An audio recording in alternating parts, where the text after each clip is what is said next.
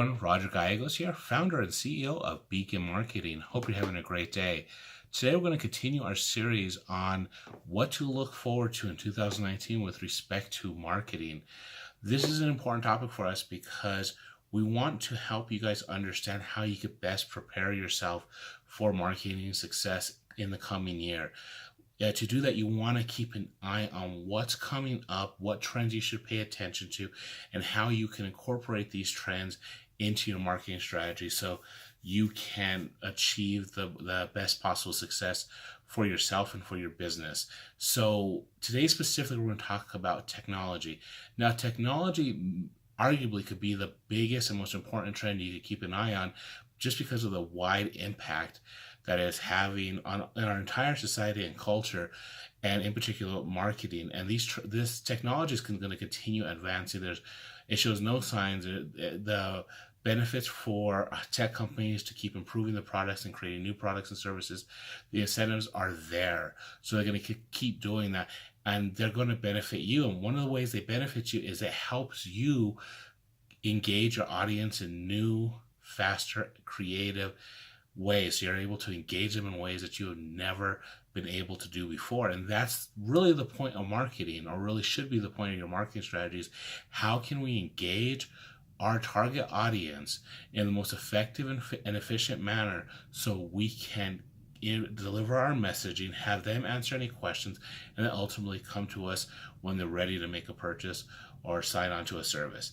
That should be the most important goal of your marketing strategy. So today we're going to look at the 5 marketing technology trends and how you can leverage them. Now, there's actually going to be a blog there's a blog on Beacon's website where I write through these, and you could check them out, but I also wanted to cover them in video format just because these are really important. These are things that you really should know about and think about how you can factor them into your strategy. So the first thing that I want to look at, and this is something that's been around for a while, but I think the use is going to get more and more prevalent, and that's the use of chatbots. Now, chatbots are those little things that pop up in the bottom of the website where it says, hey, how can I help you? Or do you have any questions? Or, hey, you're about to leave. Before you leave, do you have any questions? Those are going to become more prevalent because they allow someone to interact with your company with a bot or a program, and it seems like they're interacting with something. That's a form of artificial intelligence.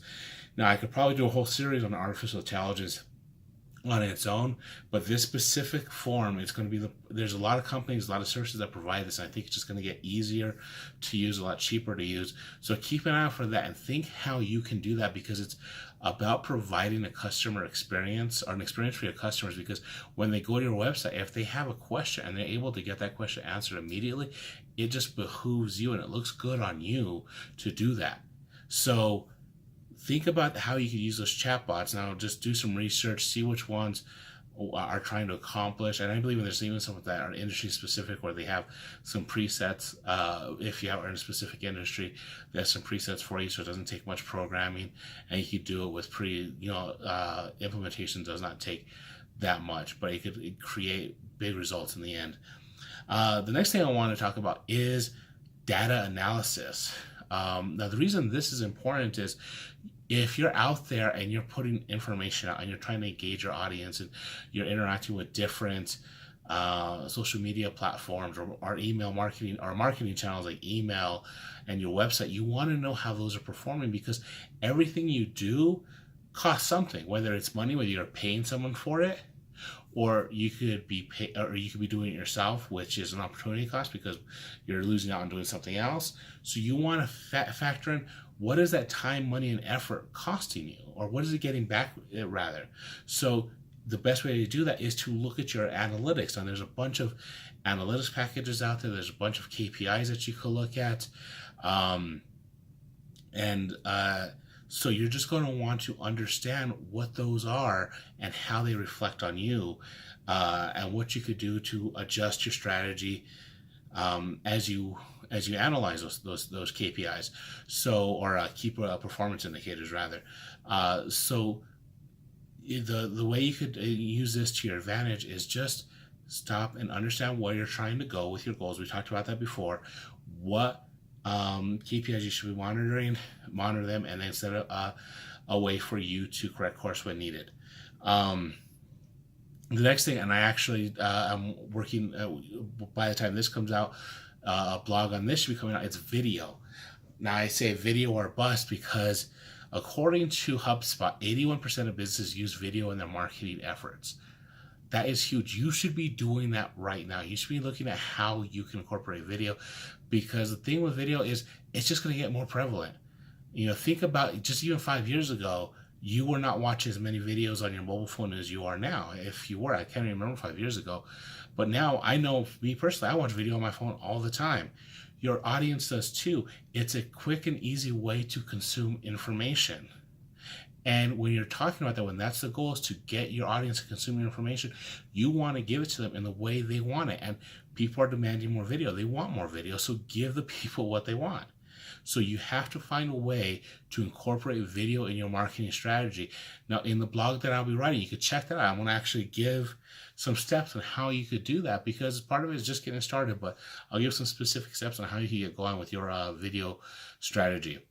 The next thing I want to cover is virtual reality and AR. Now, these things are sort of on the cutting edge. They've been around for a while, but I really think they're going to become the next, I don't want to say the next big thing, because I think the next big thing is video, because we're in the midst of that. But I think VR and AR, they're going to become huge parts of marketing, because when you look at VR, because what they do is they allow you to give your customer an experience. So think about if you're going to a trade show, if you're going to someone's business and they put a headset on you and you're able to experience their product in a way that you've never done before, or you're able to go on your phone and you're able to augment your reality, your world as it stands, by putting some digital overlays over your world, and you're able to interact with it in a way that you haven't. Those are things that just create a customer experience. So depending on your business and what you're trying to deliver to your clients, that may be something that you could think about, because if you give them people an experience, they're more likely to buy from you. They'll tell your friends, your word of mouth goes up. It just creates a lot of positive feedback and positive buzz for your business. So look into that. The last thing that I want to talk about, and this is more my own personal feeling and things that I've been seeing and reading, and I admit there's some personal bias against certain social media platforms that I still use, but I'm not 100% comfortable with. It's no more dominant marketing platforms. And what I mean by that, if you look, Google was the number one platform for a while, and it's still up there, but then people started using Facebook, and then certain things happened with Facebook that people started going away from it. So right now, there's not one marketing platform that people are saying you have to do this, because of changes to Google's algorithm, to changes to Facebook. There's really no, I guess you could say, quote unquote, king of the mountain. And I don't see another one coming up. I mean, Instagram is up there and people like using Instagram, and it's sort of the darling of the big social media platforms. But still, a lot of people use Google, a lot of people use YouTube, a lot of people focus on Facebook still. And of course, there's Instagram, and you have other ones like Snapchat and Reddit, and all these things are still very popular outlets. So because of that, and there's going to be more, I like to say that there's somebody out there that has an idea, that they're working on it right now. We don't know what that is. In the next 1, 2, 3, 4 years, that'll probably come up, and they're going to have the time in the sun. So because of advances in technology, and because people are changing their way in, and these platforms are going to be able to be more directed to suit certain groups of people, there's not going to be one that everyone's going to be on. You have to be there and put your information on. So what that means for you as a marketer is you're going to have to truly do your homework and understand your audience, understand where they get the information, what sorts of content they want, and how you can get it in front of them. So that when I say no dominant platforms, that just means that there's going to be more options out there. So you really need to truly understand what you're going for and how to reach for it. So that's it when it comes to technology. In the technology trends in 2019. So I guess the whole point of this is just embrace technology. Look for ways that you can incorporate it into your day-to-day marketing activities, and you will find some success. You'll be able to, if you try to put your head in the sand and not incorporate and just kind of go headlong with what you're doing, chances are you're not going to be successful. You're just going to continue falling behind. you have to, and even if it's just one thing, even if it's one thing, I would say do videos. But then maybe you say, you know what, I think that chatbot thing might work for me because I get a lot of visitors, and then answering the questions via email is taking a lot of my time up.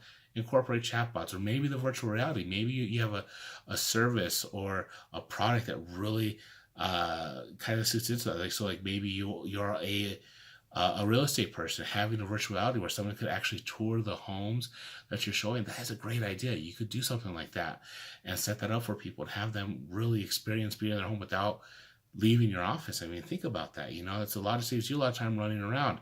So just incorporate, find ways to incorporate at least one or two of these things in your day-to-day marketing activities, and you will be able to find success and take your business to new heights. And as always, if you have any questions, please let me know. All right, so okay, so the next video I'll be talking about next week, and it's gonna be the last video, and I touched a little bit on it now on this one, but it's the importance of analytics. So next week we're really going to do a deep dive into analytics and what you should be looking for and how you can make it a part of your marketing strategy. So as always, let me know what you think. Did I miss a marketing a marketing technology trend that you really think is going to be big? Is there one that you like that you would think, hey, I want to incorporate that? Or just let me know what you think. Share with me your ideas. I'm looking forward to it. As always, follow Beacon Marketing's blog, Facebook, Twitter, Instagram, and I hope to hear from you guys. Talk to you later. Bye.